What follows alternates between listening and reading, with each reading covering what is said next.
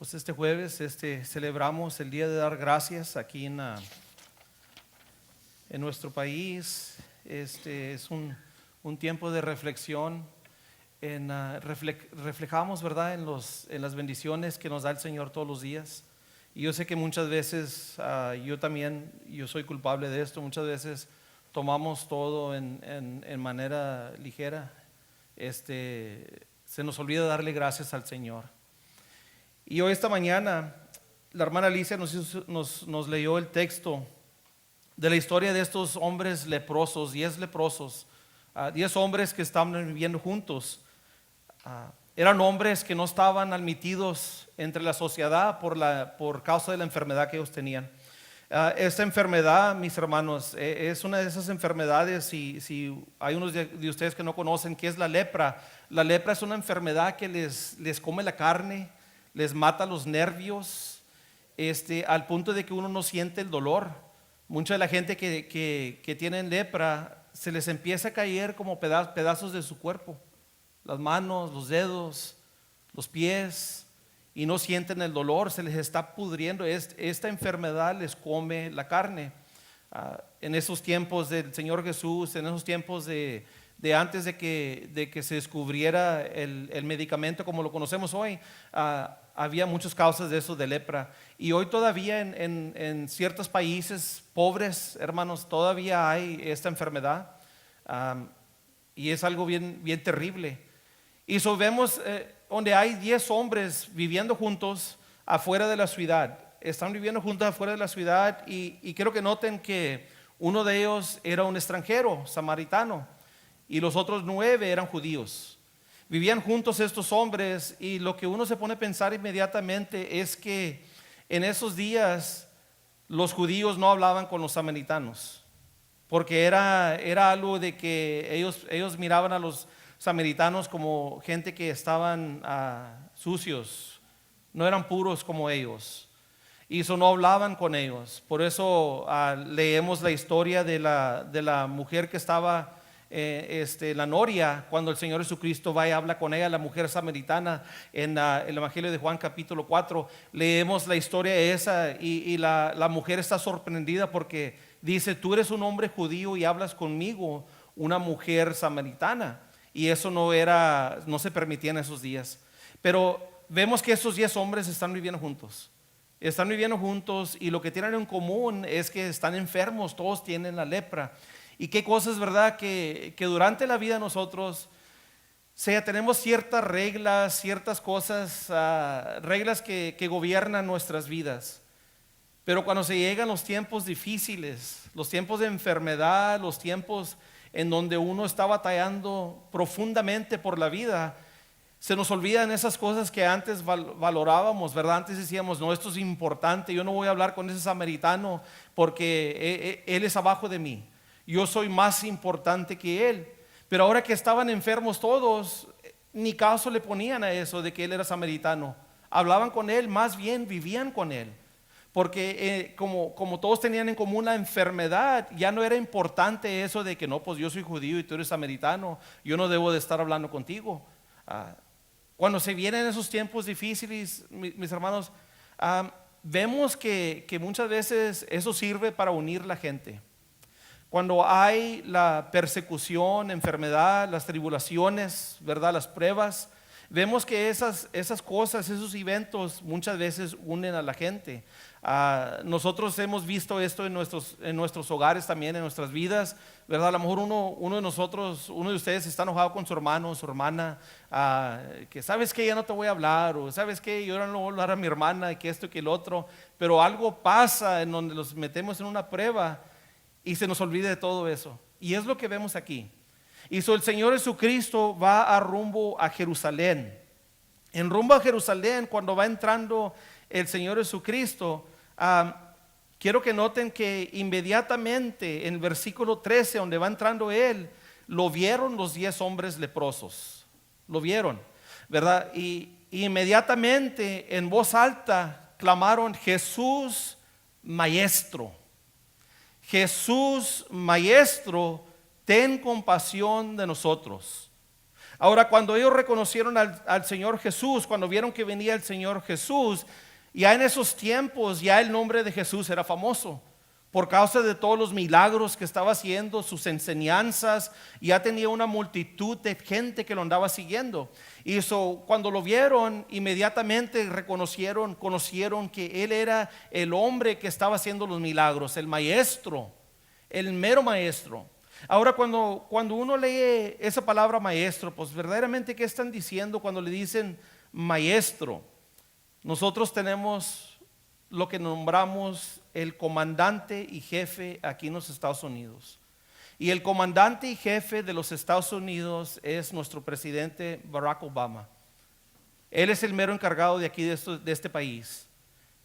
Las decisiones que él hace cuando se llegan los tiempos de emergencia, un tiempo que es necesario que haga alguien tome una decisión importante, él como el comandante y jefe, todos buscan a él para que él haga esa decisión, ¿verdad? Importante. Y la palabra maestro, mis hermanos, es lo que quiere decir, es lo que indica. En otras palabras, cuando lo vieron al Señor Jesús, le estaban diciendo comandante y jefe. Ellos reconocieron que el Señor Jesucristo era el comandante y jefe de toda creación por medio de los milagros que Él estaba haciendo. Él estaba sanando a los enfermos, le estaba dando vida a los muertos, estaba resucitando a los muertos, le estaba dando vista a los ciegos, a los que no podían caminar, les estaba dando el privilegio de caminar. Estaba haciendo tantos milagros, como él le dijo a Pablo, dile que hasta a los pobres se les predica el evangelio, las buenas noticias. Y ellos reconocieron esto. Este hombre tiene la autoridad de un comandante y jefe. Tiene la autoridad de un comandante y jefe. Ahora, los 9 judíos que estaban viviendo ahí, los hombres leprosos, yo me imagino que ellos reconocían, o ellos ya estaban estudiados tocante la palabra de Moisés. Y en la palabra de Moisés se hablaba de un Mesías que iba a venir, un Mesías que iba a hacer todo bien, que los iba a salvar a la nación de judíos. Y eso yo me imagino que ellos también reconocieron, este hombre tiene el poder y las características y la autoridad del Mesías. Tal vez él es. Cuando ellos hicieron Jesús maestro, Jesús comandante y jefe, ten compasión de nosotros, ellos estaban recordando, mis hermanos, me imagino, la escritura de Isaías 9:6. En Isaías 9:6 leemos donde dice, porque nos ha nacido un niño, se nos ha concedido un hijo, el gobierno se apoyará en sus hombros. El gobierno se apoyará en sus hombros. Son las palabras, este es el mero comandante y jefe que uno de estos días, él va a gobernar, no nomás este país, pero todo el mundo. Mis hermanos, todavía estamos en el proceso de que se cumpla esa profecía de Isaías 9:6, perdón. El Señor Jesús ya vino al mundo y ahora está sentado a la mano derecha de nuestro Padre en la posición de poder. Pero también estamos esperando cuando regrese y Él va a gobernar todo el mundo, no nomás los Estados Unidos, no nomás Inglaterra o los otros países. Él va a gobernar todo el mundo. Cuando yo escucho, mis hermanos, gente quejándose de nuestro presidente, yo me pongo a pensar entre mí, pues ¿por qué los quejamos? ¿Qué más esperamos de Él? Es humano, es humano, va a cometer errores. Todo humano va a cometer error. No podemos esperar la perfección de un ser humano. Pero lo que sí me pongo a pensar yo es, Él nomás está aquí por un tiempo, por un ratito, por una temporada. Pero cuando venga el Señor Jesucristo y cuando el gobierno esté sobre sus hombros, eso va a ser por toda eternidad. Mis hermanos, nosotros como cristianos estamos apuntando nuestra vista al nuevo Jerusalén, amén. Para allá eso es donde nos estamos viendo, para allá es donde debemos de clavar la vista nosotros, para el nuevo Jerusalén, viviendo una vida santa y digna aquí en este mundo, preparándonos para cuando descienda ese pueblo santo, el Jerusalén nuevo, aquí a nuestro terreno, a este país, a este mundo. Hay que estar preparados, mis hermanos, para cuando nuestro Jesús venga y gobierna este mundo. Ellos reconocieron eso. Ten compasión de nosotros, dijeron. El Señor dice en versículo 14, dice, al verlos, Él les dijo, vayan y preséntense a los sacerdotes. Miren, en esta ocasión, número uno, lo que vemos es el poder y la autoridad del Señor Jesús. Lo nombraron como comandante y jefe. ¿Y cómo respondió Él? De una distancia, mis hermanos. Desde una distancia, no se acercó a ellos. Desde una distancia no les dijo, están sanados. No les dijo eso. Les dijo de una distancia, vayan y preséntense a los sacerdotes. ¿Por qué? ¿Por qué dijo Él, vayan y preséntense a los sacerdotes? En ese tiempo, cuando uno estaba enfermo, sucio en esa manera, para que uno sea declarado sanado y limpio para regresar a la sociedad, uno necesitaba que ser declarado limpio y sanado, aliviado por los sacerdotes. Y eso, cuando Él dijo esas palabras, vayan y preséntense al sacerdote, ellos inmediatamente entendieron, los va a sanar. Y dice la palabra de Dios que se esperaron que fueran ellos sanados. Se quedaron ahí parados esperando que primeramente fueran sanados. Ellos no, mis hermanos, ellos se movieron en fe. Ellos se movieron en fe. Dice la palabra de Dios, dice la última parte del versículo 14, dice, resultó que mientras iban de camino quedaron limpios. Fíjense bien, mientras iban de camino quedaron limpios.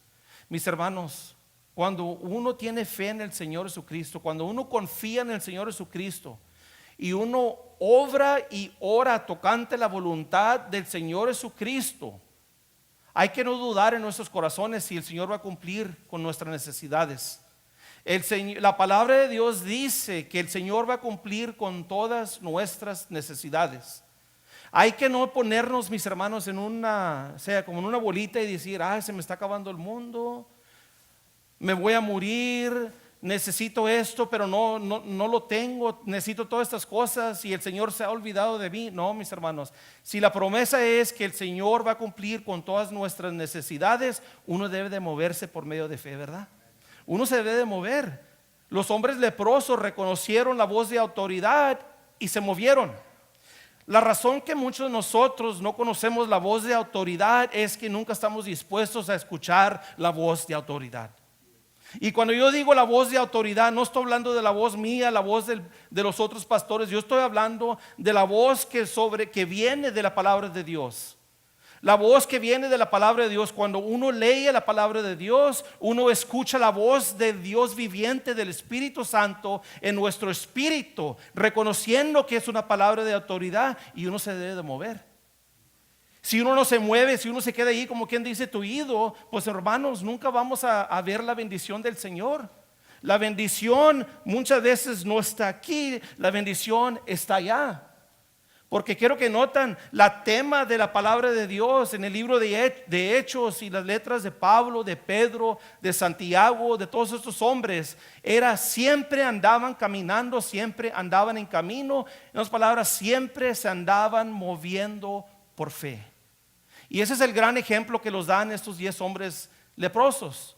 Se movieron por medio de fe. Mientras iban en camino, fueron limpiados, fueron sanados. Ahora, ¿qué sucedió después de eso? Se fueron los tres, mis hermanos. Y 2 Corintios 5:7 dice, vivimos por fe y no por vista. Amén. Vivimos por fe y no por vista. Pero mientras iban caminando, dice la palabra de Dios en versículo 15. En versículo 15 dice, uno de ellos, al verse ya sanó, regresó alabando a Dios a grandes voces. Cayó rostro en tierra, versículo 16, cayó rostro en tierra a los pies de Jesús y le dio gracias, no obstante que era samaritano. Mis hermanos, mientras iban todos caminando y fueron limpios, nomás uno de ellos regresó. Nomás uno de ellos regresó. ¿Y a cuál fue el que regresó? El samaritano. Iban todos los 10 a presentarse a los sacerdotes para que fueran declarados limpios, pero nomás uno de ellos regresó a darle gracias al Señor Jesús. Mis hermanos, todos nosotros aquí, mayor parte de nosotros somos como los 9 muchas veces. Se nos olvida regresar a darle gracias al Señor. Una vez al año celebramos este día de dar gracias, este día de adoración, el Thanksgiving, ¿verdad? Nos juntamos con familia, tenemos el pavo hecho, listos para comer y felicitar y dar gracias, ¿verdad? Pero después de eso se nos olvida de vuelta. Se nos olvida de vuelta. Pero este hombre, este extranjero, este hombre que no pertenecía a la ley de Moisés, al pacto original, al pacto antiguo, este hombre sí regresó a darle gracias a Dios.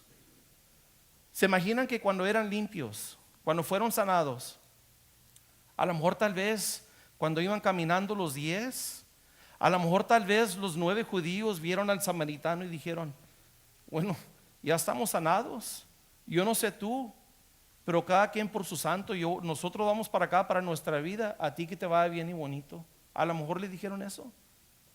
Uno nunca sabe, ¿verdad?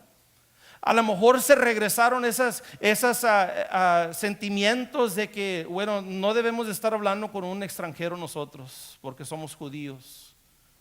A lo mejor cuando fueron sanados, a lo mejor los judíos levantaron la nariz de vuelta y dijeron, ya estamos a mero arriba de vuelta, no te necesitamos. Regresa a tu casa, a donde sea.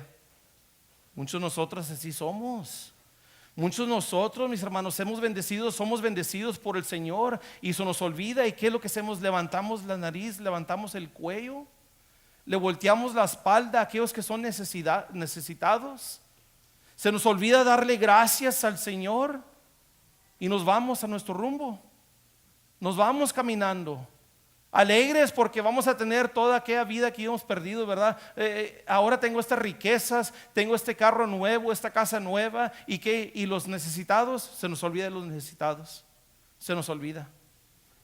Nomás uno de ellos regresó a darle gracias al Señor y era el extranjero, el samaritano. Quiero que noten esto, mis hermanos.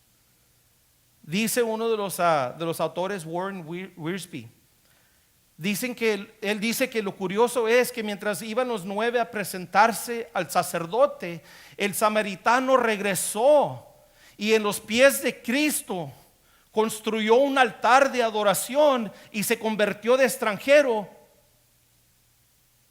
a sacerdote él mismo. ¿Por qué? Porque él construyó un altar ahí en los pies del Señor Jesucristo, empezó a adorar, mis hermanos, y ya no era un extranjero, ya no era samaritano, era un sacerdote del Dios viviente.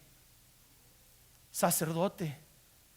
Los otros 9 se iban a presentar a un sacerdote, pero este hombre fue convertido a un sacerdote. Él empezó a dar el sacrificio de alabanza, el sacrificio de adoración. Así es como se da gracias. Uno se humilla en la presencia del Señor a los pies de Cristo. Toma esa posición de adoración, de humildad y le da gracias al Señor. Eso es, mis hermanos, lo que se nombra un corazón agradecido. ¿Acaso no quedaron limpios los 10? Preguntó Jesús en versículo 17. ¿Dónde están los otros 9? No hubo ninguno que regresara a dar gloria a Dios excepto este extranjero. Excepto este extranjero. Fíjense, el Señor Jesucristo reconoció la ingratitud de los otros 9. La ingratitud. La ingratitud, mis hermanos, es algo peor que la lepra. Es una enfermedad peor que la lepra. La ingratitud dice que todo lo que yo tengo es porque yo he trabajado por él. La ingratitud dice que yo no necesito la ayuda de nadie para salir arriba. La ingratitud se llena de orgullo, pero al mismo tiempo se llena ese corazón de pecado. La ingratitud es una labor listo para que crezca el pecado ahí y de abundancia. Hay que tener cuidado. Esa enfermedad, la ingratitud, es peor que la enfermedad de la lepra. Hay una enfermedad que nombramos la lepra espiritual. Y muchos de nosotros estamos batallando con eso, porque no sabemos cómo darle gracias al Señor. Pero mis hermanos, hoy en día, empezando hoy, vamos a poner todos en nuestro corazón el propósito que sea nuestro deber de vivir con un corazón agradecido, dándole gracias al Señor, dándole gracias al Señor por todo lo que nos da, nos ha dado, nos está dando y nos va a dar. Todos los días. Dice el Señor, ¿acaso no habían 10 y nomás este hombre regresó? Versículo 19 dice, levántate y vete, le dijo al hombre, tu fe te ha sanado. Tu fe te ha sanado, mis hermanos. Le quiero llamar la atención a esa palabra sanado. El Señor Jesucristo a ese punto no nomás le estaba diciendo que has sido sanado físicamente. Verdaderamente lo que esa palabra quiere indicar en este contexto en donde el Señor está diciendo, has sido perdonado. No nomás has sido sanado físicamente, pero también espiritualmente. Recibió el perdón en ese momento de sus pecados, y los otros 9 fueron sanados físicamente, pero no recibieron el perdón de sus pecados. Este hombre fue sanado físicamente y espiritualmente. ¿Qué nos sirve ser sanados físicamente y si todavía debemos todos los pecados que hemos cometido? Si no somos sanados espiritualmente, mejor que nos quedemos enfermos físicamente. Cuando un hombre es sanado, cuando un hombre es perdonado, eso quiere decir que ya no le debe nada al Señor, porque el Señor Jesucristo, que pagó todo lo que debíamos en la cruz, nosotros hemos clamado ese regalo para nosotros. Nos hemos endueñado de ese regalo para nosotros, la de la vida eterna, mis hermanos. Este hombre fue sanado. ¿Y qué es lo que hizo para recibir ese perdón de sus pecados? Solamente dio gracias. Solamente reconoció que en su poder él no podía cumplir nada. Solamente reconoció que Cristo es el Señor, el Mesías, el Dios Todopoderoso, el que tiene el poder para sanar y perdonar pecados. Es todo. Y fue sanado, fue perdonado. Efesios capítulo 2, versículos 8 y 9 dice esto, mis hermanos. Dice, porque por gracia ustedes han sido salvados mediante la fe. Mediante la fe. Esto no procede de ustedes, sino que es el regalo de Dios, sino por obras para que nadie se jacte.